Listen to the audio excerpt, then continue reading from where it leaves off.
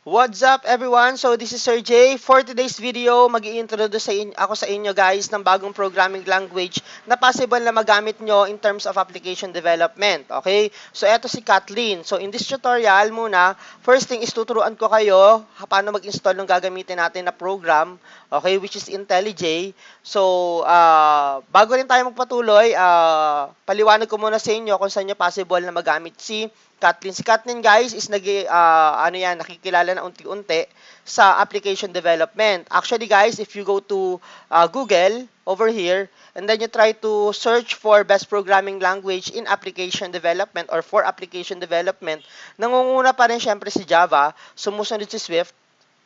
Okay, and then pumapangatlo si Kathleen. Okay, so as you can see, medyo nagiging popular na si Kathleen and maraming company na ngayon yung naghahanap ng mga application developer na ang forte nila is Kathleen, okay, as the programming language. So, magpatuloy na tayo ng ating tutorial and then for today, turuan ko kayo kung paano mag-install ng gagamitin natin na program. So, punta lang kayo kay Google. Okay, and then i-type nyo lang si IntelliJ. And then you will be redirected here kay JetBrains. Okay? Click nyo lang yan. And then, click nyo lang si download. And then, over here, wag ito gamitin natin kasi trial version lang ito. Ito kasi ultimate. Meron tong community edition na free. So, download nyo lang yan. Okay? Actually, nakapag-download na ako kanina ha. So, save lang natin. So, hindi ko na siya antayin mag-download. Medyo matagal. So, I will be going dun sa na-download ko na kanina. So, right-click lang natin and then run as administrator. Then, click yes. Yan. So, over here, click lang natin yung next. And then, click lang natin ulit yung next. Okay, and then, create lang tayo ng shortcut.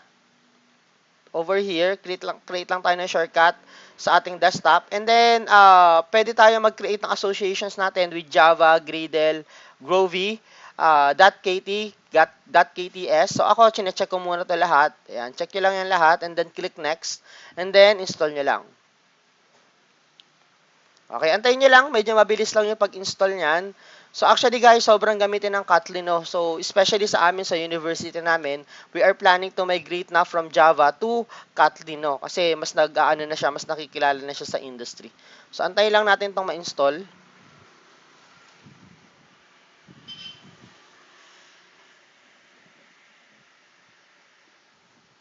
Okay.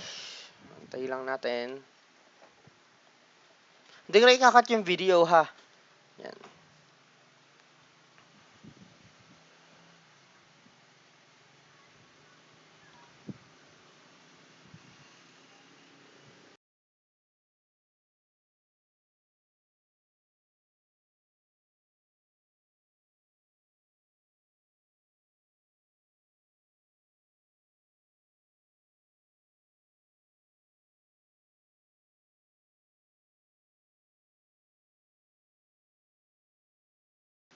Okay, ayan, okay na. And then, run lang natin. Automatic na nating i-run after finish.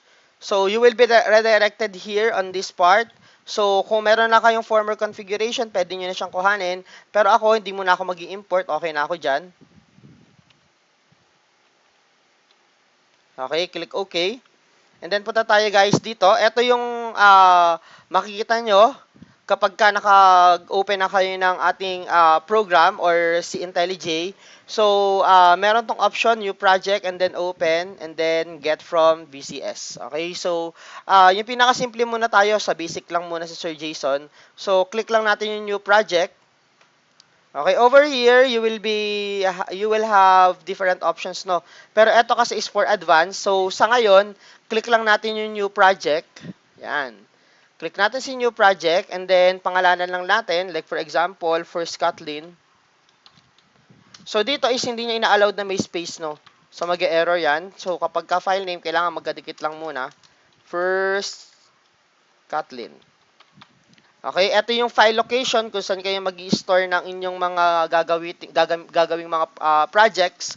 And then, ito naman is, pwede natin siyang i-connect kay Git repository natin. And yung language, pwede kayong mamili. Okay? So, ito is, pwede nga for Java, kay Kotlin, kay Groovy, HTML. Tapos, meron pang mga iba yan. Pero for this tutorial, ang gagamitin natin is si Kotlin. And then, hindi tayo magbi-build ng system kay Maven, saka kay Gradle. Okay? So, leave nyo lang muna as is yan. And then, etong kay JDK, meron siyang iba't ibang version. So, pwede kayong mamili. So, like for example, may mga bagong version na. But for this tutorial, I will be using the 19th version. So, pwede kayong mag-add and then download JDK.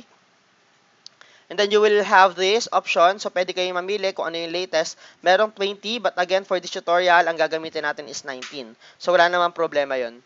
So, example 20, and then click nyo lang yung download. Ayan. So, pwede na kayong mag-download ng bagong version, okay, ng JDK. Okay? Pero again, okay lang yan kahit na 19 lang yung gamit nyo. Okay? So, ako, babalik ko siya kay 19 lang. So, eto na yung na-download natin, yung 20.